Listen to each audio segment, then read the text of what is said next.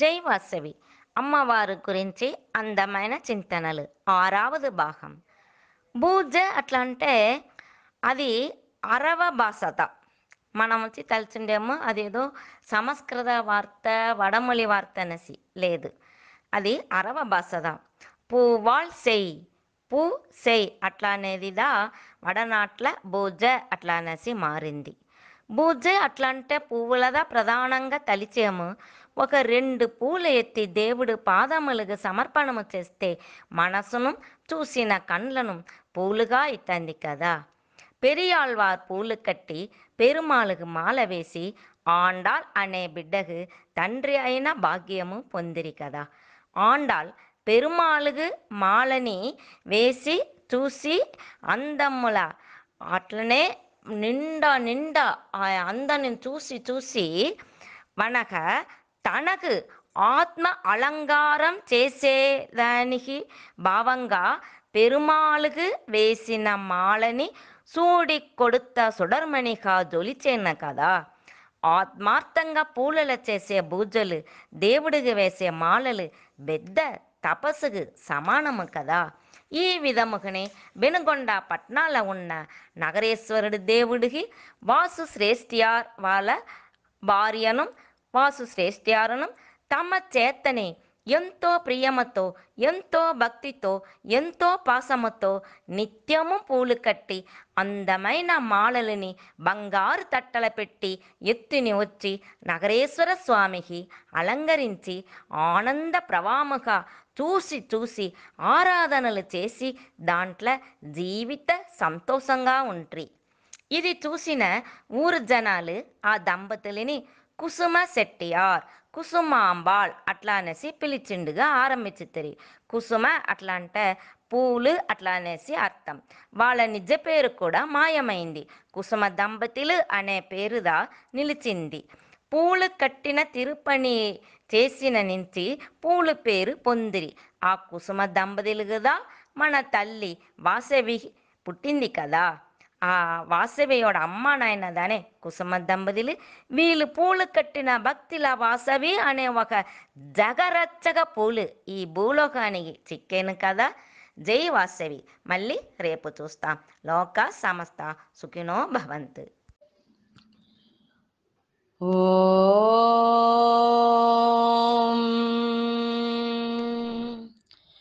ఓం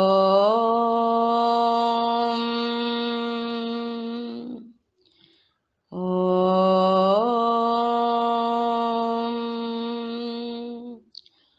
శుక్లాంబరధరం విష్ణుం శశివర్ణం చతుర్భుజం ప్రసన్నవదనం ధ్యాయేత్ సర్వవిఘ్నోపశాంతయే. గురుర్బ్రహ్మ గురుర్విష్ణుః గురుర్దేవో మహేశ్వరः గురుర్సాక్షాత్ పరం బ్రహ్మ తస్మై శ్రీ గురవే నమః. பொற்சலங்கை குலுங்கவரும் பாலகணபதி பொங்குமின்பம் தந்தருள்வாய் எந்த நாளுமே. பொற்சலங்கை குலுங்கவரும் பாலகணபதி பொங்குமின்பம் தந்தருள்வாய் எந்த நாளுமே. தருணத்திலே நம்மை காக்கும் தருண கணபதி தருணத்திலே நம்மை காக்கும் தருண கணபதி சங்கடங்கள் தீர்த்து வைக்கும் சதுர்த்தி கணபதி சங்கடங்கள் தீர்த்து வைக்கும் சதுர்த்தி கணபதி. நர்தனமே ஆடுகின்ற நர்தன கணபதி நர்தனமே ஆடுகின்ற நர்தன கணபதி நன்மை பல செய்கின்ற நவநீத கணபதி நன்மை பல செய்கின்ற நவநீத கணபதி. வல்லமையே தான் தருவாய் வல்லப கணபதி வல்லமையே தான் தருவாய் வல்லப கணபதி வரம் தந்து நம்மை காக்கும் வாதாபி கணபதி வரம் தந்து நம்மை காக்கும் வாதாபி கணபதி. மங்களமே தந்திடுவாய் பிங்கள கணபதி மங்களமே தந்திடுவாய் பிங்கள கணபதி. பிள்ளை வரம் தந்திடுவாய் சந்தான கணபதி பிள்ளை வரம் தந்திடுவாய் சந்தான கணபதி உயிர்களையே காத்து நிற்கும் ஊர்துவ கணபதி உயிர்களையே காத்து நிற்கும் ஊர்துவ கணபதி சிந்தையிலே குடியிருக்கும் உச்சிஷ்ட கணபதி சிந்தையிலே குடியிருக்கும் உச்சிஷ்ட கணபதி பொற்சலங்கை குலுங்க வரும் பால கணபதி பொங்கும் இன்பம் தந்தருள்வாய் எந்த நாளுமே தருணத்திலே நம்மை காக்கும் தருண கணபதி தருணத்திலே நம்மை காக்கும் தருண கணபதி சங்கடங்கள் தீர்த்து வைக்கும் சதுர்த்தி கணபதி சங்கடங்கள் தீர்த்து வைக்கும் சதுர்த்தி கணபதி वासव्यै च विद्महे कुसुमपुत्र्यै च धीमहि तन्नो कन्यका प्रचोदयात् वासव्यै च विद्महे कुसुमपुत्र्यै च धीमहि तन्नो कन्यका प्रचोदयात् वासव्यै च विद्महे कुसुमपुत्र्यै च धीमहि तन्नो कन्यका प्रचोदयात्।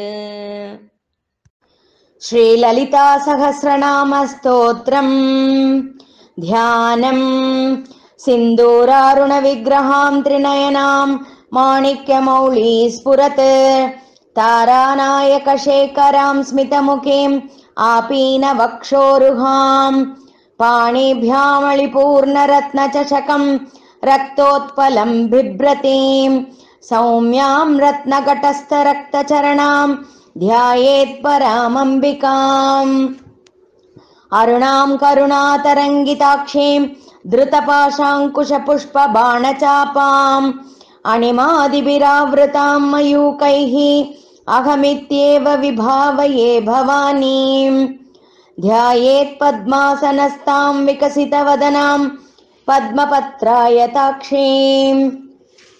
हेमाभां पीतवस्त्रां करकलितलसत्हेमपद्माम्बराङ्गीं सर्वालङ्कारयुक्तां सततमभयतां भक्तनम्रां भवानीं श्रीविद्यां शान्तमूर्तिं सकलसुरनुतां सर्वसम्पत्प्रदात्रीं सकुङ्कुमविलेपनामलिकचुम्बिकस्तूरिकां समन्तहसिते क्षणां शचरचापपाशाङ्कुशाम् अशेषजनमोहिनीं अरुणमाल्यभूषाम्बरां जपाकुसुमभासुरां जपविधौ स्मरेदम्बिकाम्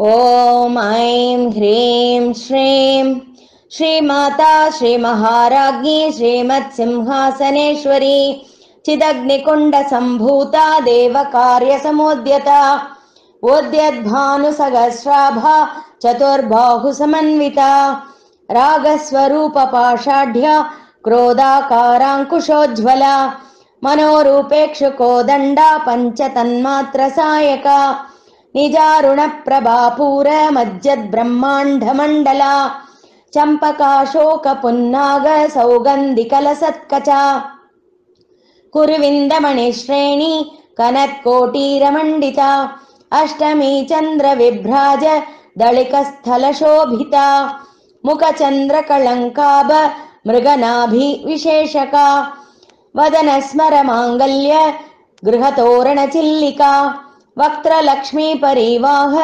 चलन्मीनाभलोचना नवचम्पकपुष्पाभ नासादण्डविराजिता ताराकान्तितिरस्कारी नासाभरणभासुरा कदम्बमञ्जरी क्लुप्त कर्णपूरमनोहरा ताटङ्गयुगलीभूत तपनोडुपमण्डला पद्मरागशिलादर्श परिभाविकपोलभूः नवविद्रुमबिम्बश्री न्यक्कारीरदनच्छदा शुद्धविद्याङ्कुराकार द्विजपङ्क्तिद्वयोज्ज्वला कर्पूरवीटिकामोद समाकर्षदिकन्दर निजसल्लाभमाधुर्य विनिर्भत्सितकच्चपी मन्दस्मितप्रभापूर मज्जत्कामेश मानसा अनाकलितसादृश्य चिबुकश्रीविराजिता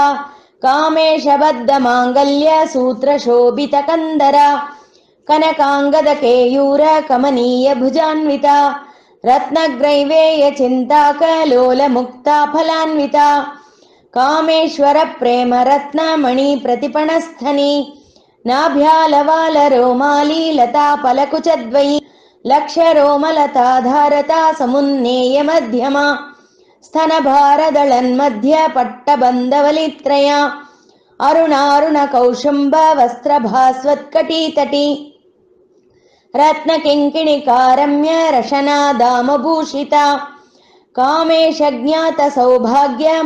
कामेशज्ञातसौभाग्यमार्दवोरुद्वयान्विता माणिक्यमुकुटाकार जानुद्वय विराजिता इन्द्रगोपपरिक्षिप्त स्मरतूणा भजङ्गिका गूढगुल्फा कूर्मपृष्ठ जयिष्णुप्रभदान्विता नखदीदिति सञ्चन्न नमज्जनतमो गुणा पदद्वयप्रभाजाल पराकृत सरोरुहा सिञ्जानमणिमञ्जीर मण्डित श्रीपदाम्बुजा मराळी मन्दगमना महालावण्यशेवदिः सर्वारुणानवत्याङ्गी सर्वाभरणभूषिता शिवकामेश्वराङ्कस्ता शिवा स्वाधीनवल्लभा सुमेरुमध्यशृङ्गस्था श्रीमन्नगरनायिका चिन्तामणिगृहान्तस्था पञ्चब्रह्मासनस्थिता महापद्माटवी संस्था कदम्बवनवासिनी सुधासागरमध्यस्था कामाक्षी कामदायिनी देवर्षिगणसङ्गातस्तूयमानात्मवैभवा भण्डासुरवधोत्युक्त शक्तिसेना समन्विता सम्पत्करी समारूढ सिन्दूरव्रजसेविता अश्वारूढाधिष्ठिताश्वकोटिकोटिभिरावृता चक्रराजरथारूढ सर्वायुधपरिष्कृता गेयचक्ररथारूढ मन्त्रिणी परिसेविता किरिचक्ररथारूढ दण्डनाथा पुरस्कृता ज्वालामालिनिकाक्षिप्त वह्निप्राकारमध्यगा भण्डसैन्यवधोत्युक्त शक्तिविक्रमहर्षिता नित्या पराक्रमाटोपनिरीक्षणसमुत्सुका भण्डपुत्रवधोत्युक्त बाला विक्रमनन्दिता मन्त्रिण्यम्बा विरचित विषङ्गवदतोषिता विशुग्रप्राणहरण वाराही वीर्यनन्दिता कामेश्वर मुखालोक कल्पित श्रीगणेश्वर महागणेश निर्भिन्न विघ्नयन्त्र प्रहर्षिता भण्डासुरेन्द्र निर्मुक्त शस्त्र प्रत्यस्त्रवर्षिणी कराङ्कुलिनकोत्पन्न नारायण दशाकृतिः महापाशुपतास्त्राग्नि निर्दग्धासुर सैनिका कामेश्वरास्त्र निर्दग्ध सबण्ढासुर शून्यका ब्रह्मोपेन्द्र महेन्द्रादि देव संस्तुत वैभवा हरनेत्राग्नि संदग्ध काम संजीवनौषधिः श्रीमद्वाग्भवकूटैक स्वरूप मुख पंकजा कंठादक्कटिपर्यन्त मध्यकूट स्वरूपिणी शक्तिकूटैकतापन्न कट्यधो भागधारिणी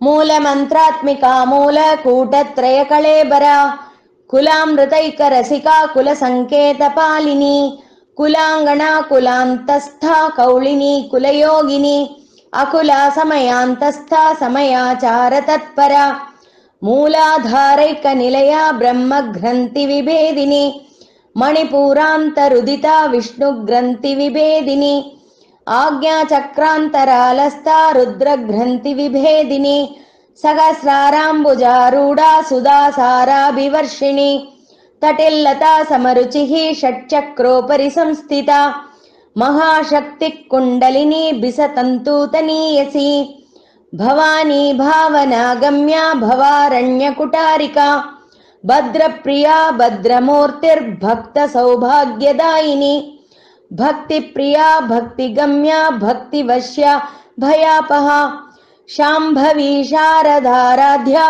शर्वाणी शर्मदायिनी शाङ्करी श्रीकरी साध्वी शरच्चन्द्रनिभानना शातोदरी शान्तिमती निराधारा निरञ्जना निर्लेपा निर्मला नित्या निराकारा निराकुला निर्गुणा निष्कला शान्ता निष्कामा निरुपप्लवा नित्यमुक्ता निर्विकारा निष्प्रपञ्चा निराश्रया नित्यशुद्धा नित्यबुद्धा निरवध्या निरन्तरा निष्कारणा निष्कळङ्का निरुपाधिर्निरीश्वरा नीरागारागमतनी निर्मदा मदनाशिनी निश्चिन्ता निरहङ्कारा निर्मोहा मोहनाशिनी निर्ममा ममता हन्त्री निष्पापा पापनाशिनी निष्क्रोधा क्रोधशमनी निर्लोभा लोभनाशिनी निस्संशया संशयज्ञी निर्भवा भवनाशिनी निर्विकल्पा निराबाधा निर्भेदा भेदनाशिनी निर्नाशा मृत्युमतनी निष्क्रिया निष्परिग्रहा निस्तुला नीलचिकुरा निरपाया निरत्यया दुर्लभा दुर्गमा दुर्गा दुःखहन्त्री सुखप्रदा दुष्टदूरा दुराचार शमनी दोषवर्जिता सर्वज्ञा सान्द्रकरुणा समानाधिकवर्जिता सर्वशक्तिमयी सर्वमङ्गला सद्गतिप्रदा सर्वेश्वरी सर्वमयी सर्वमन्त्रस्वरूपिणी सर्वयन्त्रात्मिका सर्वतन्त्ररूपा मनोन्मणि माहेश्वरी महादेवी महालक्ष्मीर्मृडप्रिया महारूपा महापूज्या महापातकनाशिनी महामाया महासत्त्वा महाशक्तिर्महारतिः महाभोगा महेश्वर्या महावीर्या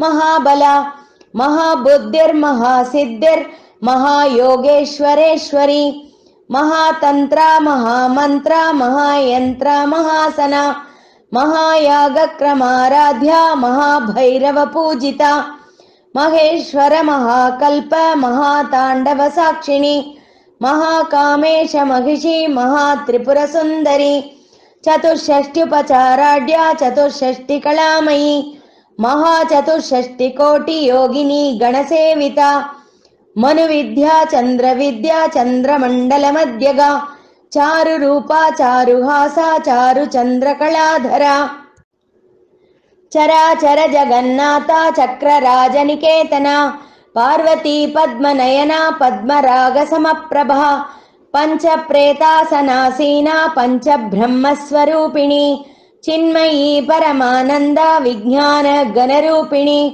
ध्यानध्यातृध्येयरूपा धर्मा धर्मविवर्जिता विश्वरूपा जागरिणी स्वपन्ती तैजसात्मिका सुप्ता प्राज्ञात्मिका तुर्या सर्वावस्था विवर्जिता सृष्टिकर्त्री ब्रह्मरूपा गोप्त्री गोविन्दरूपिणी संहारिणी रुद्ररूपा तिरोधानकरीश्वरी सदा शिवानुग्रहता पञ्चकृत्यपरायणा भानुमण्डलमध्यस्था भैरवी भगमालिनी पद्मासना भगवती पद्मनाभसगोदरी उन्मेषनिमिषोत्पन्न विपन्न भुवनावळी सहस्रशीर्षवदना सहस्राक्षी सहस्रपात् आब्रह्मकीटजननी वर्णाश्रमविधायिनी निजाज्ञारूपनिगमा पुण्या पुण्यफलप्रदा श्रुतिसीमन्तसिन्दूरी कृतपादाब्जधूलिका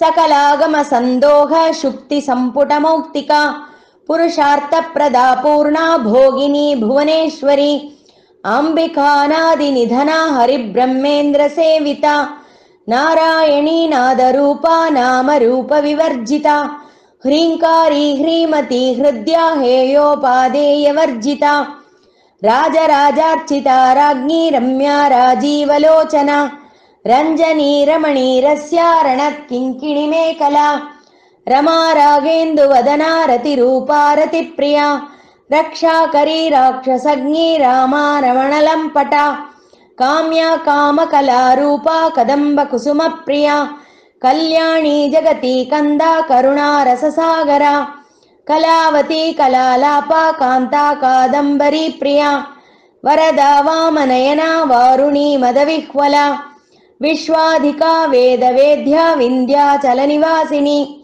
विधात्री वेदजननी विष्णुमाया विलासिनी क्षेत्रस्वरूपा क्षेत्रेशी क्षेत्रक्षेत्रज्ञपालिनी क्षयवृद्धिविनिर्मुक्ता क्षेत्रपालसमर्चिता विजया विमला वन्ध्या वन्दारुजनवत्सला वाग्वादिनी वामकेशी वह्निमण्डलवासिनी भक्तिमत्कल्पलतिका पशुपाशविमोचिनी संहृता शेषपाषण्डा सदाचारप्रवर्तिका तापत्रयाग्निसन्तप्त समाह्लादनचन्द्रिका तरुणी तापसाराध्या तनुमध्या तमोपहा चितिस्तत्पदलक्ष्यार्था चिदेकरसरूपिणी स्वात्मानन्दलवीभूत ब्रह्माध्यानन्दसन्ततिः परा प्रत्यक्चितिरूपा पश्यन्ती परदेवता मध्यमा वैकरीरूपा भक्तमानसहंसिका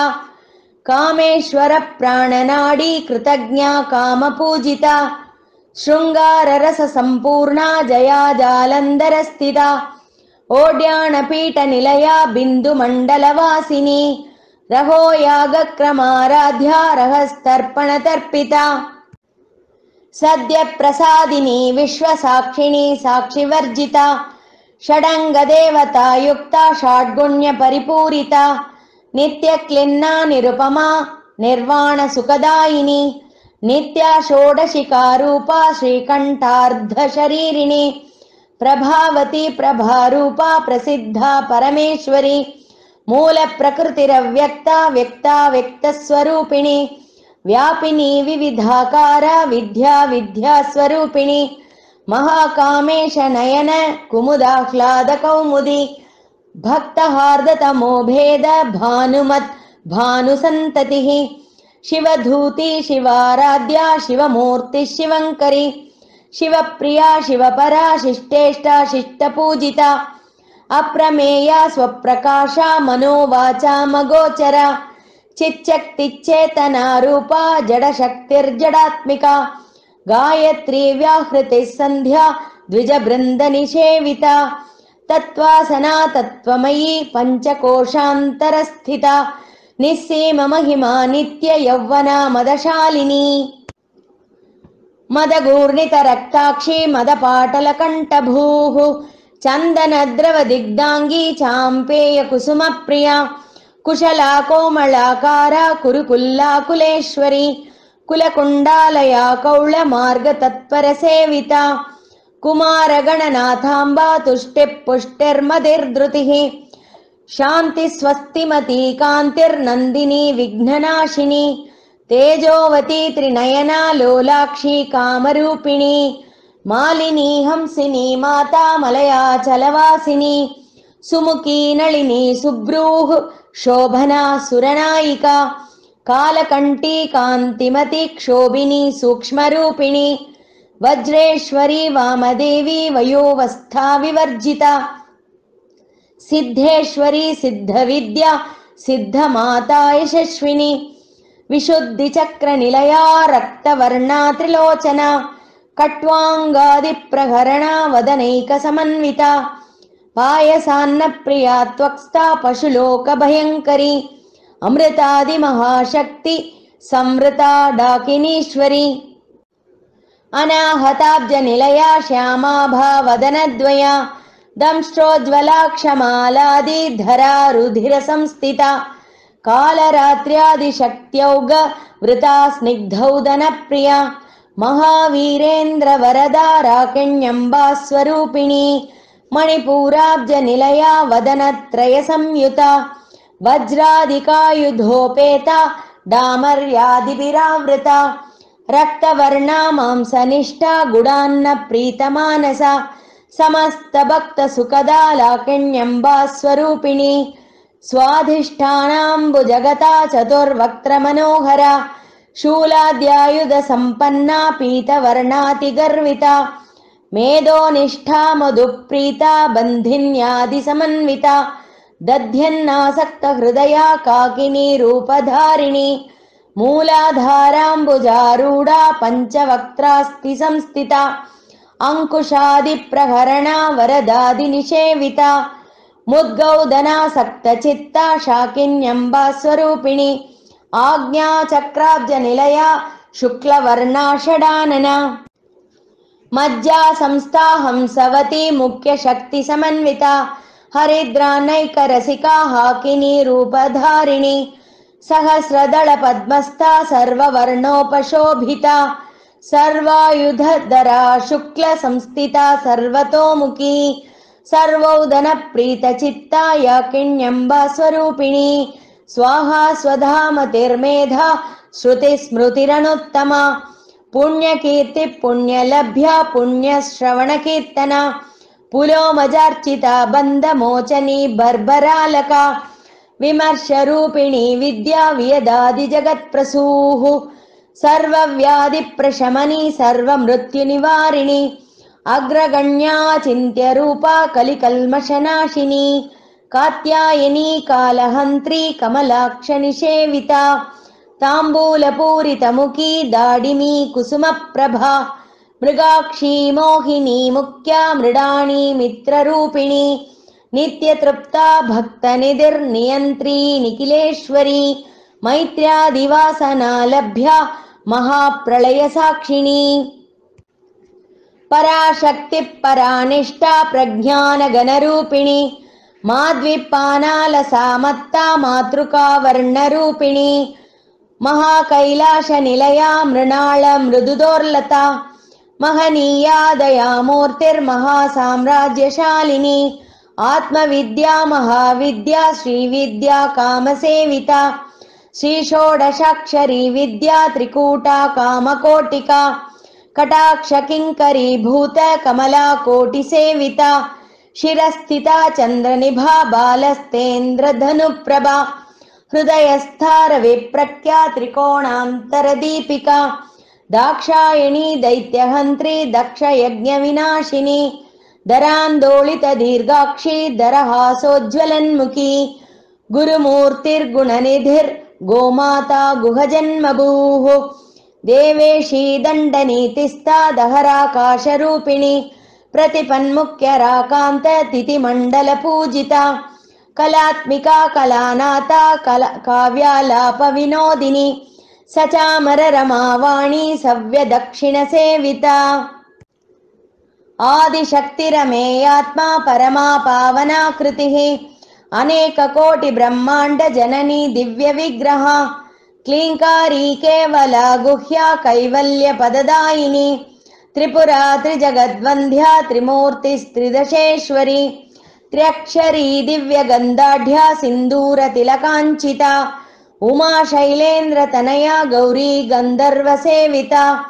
विश्वगर्भा स्वर्णगर्भा वरदा वागदीश्वरी ध्यानगम्या परिच्छेद्या ज्ञानदा ज्ञानविग्रह सर्ववेदान्तसंवेद्या सत्यानन्दस्वरूपिणी लोपामुद्रार्चिता लीला क्लिप्ता ब्रह्माण्डमण्डला अदृश्यादृश्यरहिता विज्ञात्री वेद्यवर्जिता योगिनी योगदा योग्या योगानन्दा युगन्धरा इच्छाशक्ति ज्ञानशक्ति क्रियाशक्ति स्वरूपिणी सर्वाधारा सुप्रतिष्ठा सदसद्रूपधारिणी अष्टमूर्तिरजा जैत्री लोकयात्रा विधायिनी एकाकिनी भूमरूपा निर्द्वैता द्वैतवर्जिता अन्नदा वसुधा वृद्धा ब्रह्मात्मैक्यस्वरूपिणी बृहती ब्राह्मणी ब्राह्मी ब्रह्मानन्दा बलिप्रिया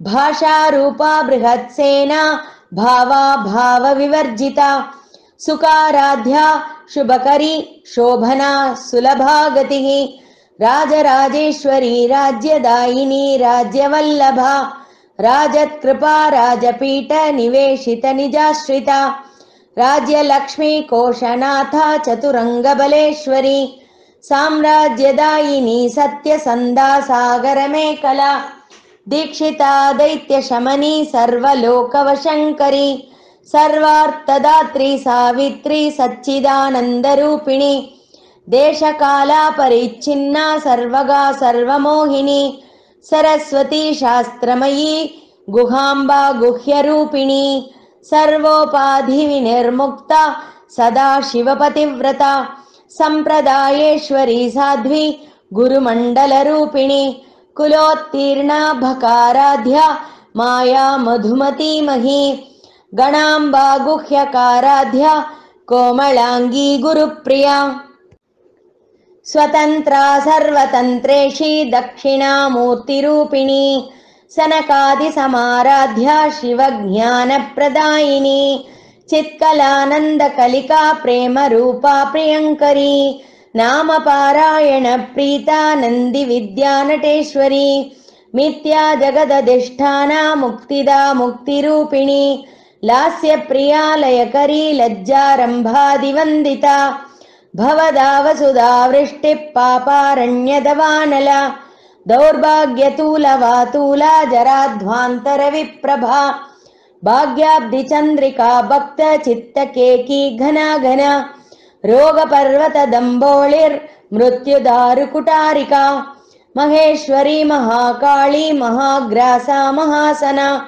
अपर्णा चण्डिका चण्डमुण्डा सुरनिषूधिनी क्षराक्षरात्मिका सर्वलोकेशी विश्वधारिणी त्रिवर्गदात्री शुभगा त्र्यम्बका त्रिगुणात्मिका स्वर्गापवर्गदा शुद्धा जपा पुष्पनिभा कृतिः ओजोवती द्युतिधरा यज्ञरूपा प्रियव्रता दुराराध्या दुरादर्शा पाटली कुसुमप्रिया महती मेरुनिलया मन्दार कुसुमप्रिया वीराराध्या विराट रूपा विरजा विश्वतोमुखी प्रत्यक्रूपा पराकाशा प्राणदा प्राणरूपिणी मार्ताण्ड भैरवाराध्या मन्त्रिणी न्यस्तराज्यधूः त्रिपुरेशी जयत्सेना निस्त्रैगुण्या परापरा सत्यज्ञानानन्दरूपा सामरस्य परायणा कबर्धिनी कलामाला कामधुक् कामरूपिणी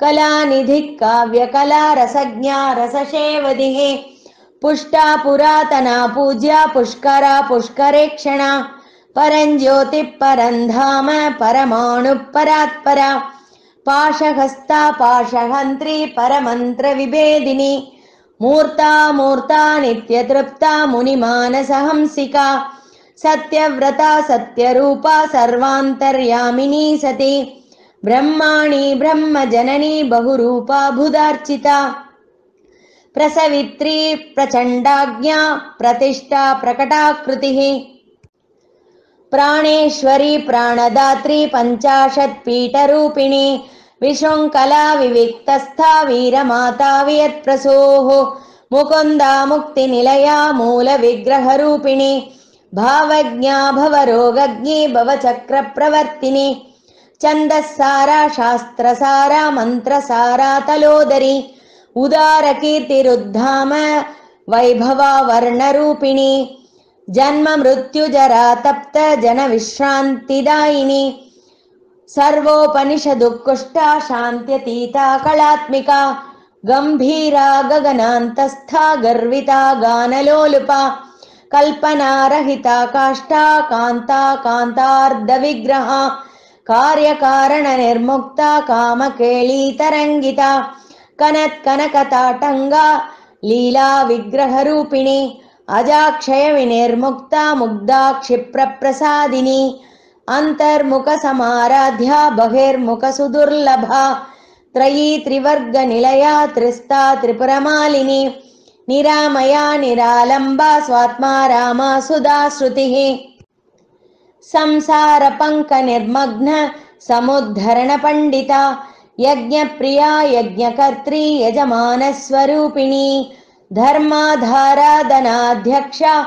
धनधान्यविवर्धिनी विप्रप्रिया विप्ररूपा विश्वभ्रमणकारिणी विश्वग्रासा विद्रुमाभा वैष्णवी विष्णुरूपिणी अयोनिर्योनिनिलया कूटस्था कुलरूपिणी वीरगोष्ठिप्रिया वीरा नैष्कर्म्यानादरूपिणी विज्ञानकलना कल्या विदग्धा बैन्दवासना तत्त्वाधिका तत्त्वमयी तत्त्वमर्थस्वरूपिणी सामगानप्रिया सौम्या सदा शिवकुटुम्बिनी सव्याभसव्यमार्गस्था सर्वापत्विनिवारिणी स्वस्था स्वभावमधुरा धीरा धीरसमर्चिता चैतन्यार्घ्यसमाराध्या चैतन्यकुसुमप्रिया सदोदिता सदा तुष्टा तरुणादित्यपाटला दक्षिणा दक्षिणाराध्या दरस्मेरमुखाम्बुजा कौलिनी केवलानर्घ्य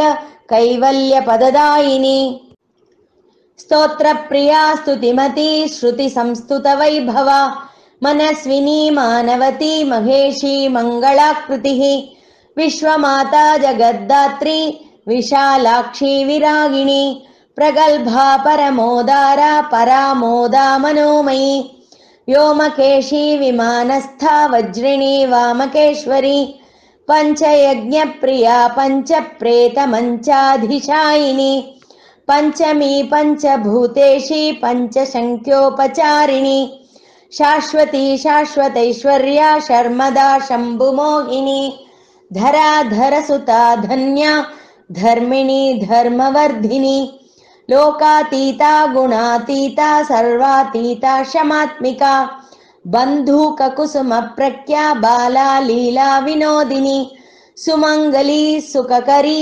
सुवेशाढ्या सुवासिनी सुवासिन्यर्चन प्रीता शोभना शुद्धमानसा बिन्दुतर्पण संतुष्टा पूर्वजा त्रिपुराम्बिका दशमुद्रा समाराध्या त्रिपुरा श्रीवशङ्करी ज्ञानमुद्रा ज्ञानगम्या ज्ञानज्ञेयस्वरूपिणी योनिमुद्रा त्रिकण्डेशी त्रिगुणाम्बा त्रिकोणगा अनघाद्भुतचारित्रा वाञ्छितार्थप्रदायिनी अभ्यासातिशयज्ञाता षडध्वातीतरूपिणी अव्याजकरुणामूर्तिरज्ञानध्वान्तदीपिका आबालगोपविदिता सर्वानुल्लङ्घ्य शासना श्रीचक्रराजनिलया श्रीमत्त्रिपुरसुन्दरी श्रीशिवा शिवशक्त्यैक रूपिणी ललिताम्बिका एवं श्रीललिता देव्या नाम्नां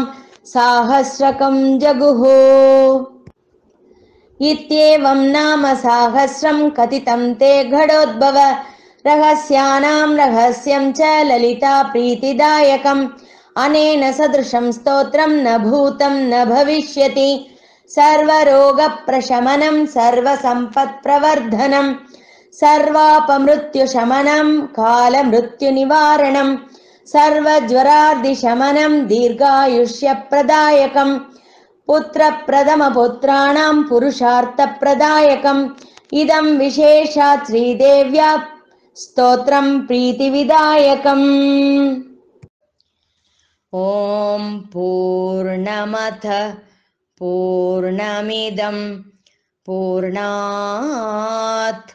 पूर्णमुदच्यते पूर्णस्य पूर्णमादाय पूर्णमेवावशिष्यते। ॐ शान्ति शान्ति शान्तिः। हरिः ॐ श्रीगुरुभ्यो नमः। हरिः ॐ लोकाः समस्ता सुखिनो भवन्तु। लोकाः समस्ता सुखिनो भवन्तु। लोकाः समस्ता सुखिनो भवन्तु। ஆனி மாதச் சிறப்பில் இன்று 6ஆம் நாள் திருநெல்வேலி நெல்லையப்பர் காந்திமதி அம்மாள் திருக்கோவிலின் சிறப்பு. சுந்தரமூர்த்தி பெருமான் பாடல் பெற்ற திருத்தலம். வேணுநாதர், வெய்தநாதர், நெய்வேலிநாதர், ஷாலிவாடீஷர் என்ற பெயர்களை கொண்ட பெருமான். அம்பாள் காந்திமதி அம்மை, வடிவுடையம்மன், திருக்காமகோட்டம் உடைய நாச்சியார் என்ற பெயர்களை கொண்டவர். வெள்ளிக்கிழமைகளில் அவருக்கு உடுக்கப்படும் தங்கப்பாவாடை மிகவும் சிறப்பானது. சக்தி பீட்டங்களில் இது காந்தி பீட்டமாக திகழ்கிறது, அதாவது ஒளி வடிவமானது என்று பொருள். தினமும் நெல்லையப்பருக்கு அம்மன் உச்சிக்காலத்தில் அன்னம் பரிமாறுகிறார் என்பது ஐதீகம். அந்நேரம் வகை வகையான நைவேத்தியங்கள் மேளதாளங்களுடன் சிவன் சந்நிதிக்கு கொண்டு செல்வார்கள். அங்கு நைவேத்தியம் முடிந்ததும் அதே நைவேத்தியங்களை அம்மனுக்கும் படைக்கிறார்கள். கணவன் மனைவி அந்யோன்யத்துடன் குடும்பம் சிறக்க தழைக்க இந்த திருத்தலத்தில் வழிபடலாம். தினமும் அர்த்தஜாம பூஜையின் போது வெண்ணிற ஆடை அணிவிப்பார்கள். மறுநாள் காலை அபிஷேகம் வரை இருக்கும். அந்த காட்சி மிகவும் அழகாக இருக்கும். இங்குள்ள சுரதேவர் சந்நிதி மிகவும் சிறப்பு வாய்ந்தது. 3 தலை, 3 கால்கள், 3 கைகள், தண்டம், மணி, சூலம் இவற்றுடன் காணப்படுவார். ஜுரம் கண்டவர்கள் இந்த சுவாமிக்கு மிளகு சாற்றி வெந்நீரினால் அபிஷேகம் செய்ய ஜுரம் குறையும் என்பது நம்பிக்கை. டம டம டம டம டமருபதே தோம் தோம் தோம் தோம் சபாபதே. நடராஜனின் சபைகளில் இங்குள்ள தாமிர சபை மிகவும் சிறப்பு வாய்ந்தது. நடராஜருக்கு தாமிர சபாபதி என்றும் மற்றொரு பெயர் உண்டு. ஆனிப்பெருந்திருவிழா இத்திருக்கோவிலில் 10 நாட்கள் மிக அற்புதமாக நடைபெறும். 4ஆம் நாள் சுந்தரர் குரு பூஜை சிறப்பாக நடைபெறும். தேரோட்டம் மிகவும் சிறப்பு வாய்ந்தது. 2000 ஆண்டுகளுக்கு முன்பு பழமை வாய்ந்தது. வேணுவன புராணத்தில் இவ்வாறு குறிப்பிடப்பட்டு உள்ளது.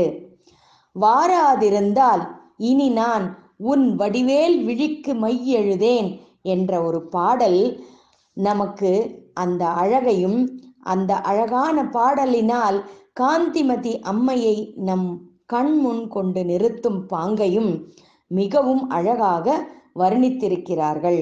மற்றவை நாளை பார்க்கலாம். நன்றி, வணக்கம். சுபம் சுபம் சுபம்.